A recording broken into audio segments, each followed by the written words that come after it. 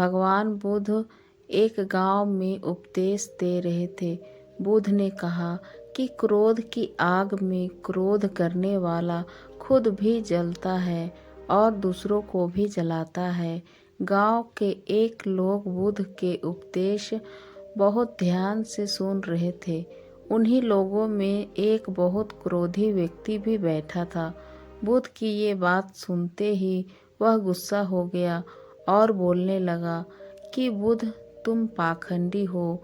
बड़ी बड़ी बातें करना ही तुम्हारा काम है। तुम लोगों को भ्रमित कर रहे हो। क्रोधी व्यक्ति लगातार बुद्ध का अपमान कर रहा था। वहां बैठे सभी लोग ये देखकर हैरान थे कि बुद्ध ये सब बातें शांति से सुन रहे थे।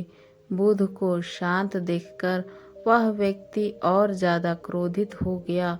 वह वहां थूक कर चला गया।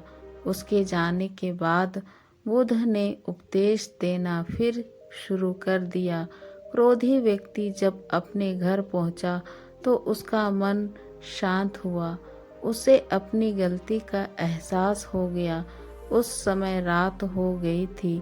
अगले दिन वह सुबह जल्दी उठा और बुद्ध से क्षमा मांगने पहुंचा, लेकिन उस गांव से बुद्ध निकल चुके थे। वह व्यक्ति बुद्ध को खोजते हुए पास के गांव में पहुंच गया। वहां उसे जैसे ही बुद्ध दिखाई दिए, वह उनके चरणों में गिर गया और क्षमा मांगने लगा। बुद्ध ने उस व्यक्ति से पूछा, तुम कौन हो और क्षमा क्यों मांग रहे हो? उस व्यक्ति ने बुद्ध से कहा कि क्या आप कल की बातें भूल गए? मैंने कल आपका अपमान किया था। बुद्ध ने कहा, बीता हुआ कल मैं वही छोड़ आया हूँ और तुम अभी भी वहीं रुके हुए हो। तुम्हें गलती पर पछतावा है। तुमने पश्चाताप किया है। अब तुम निष्पाप हो गए हो।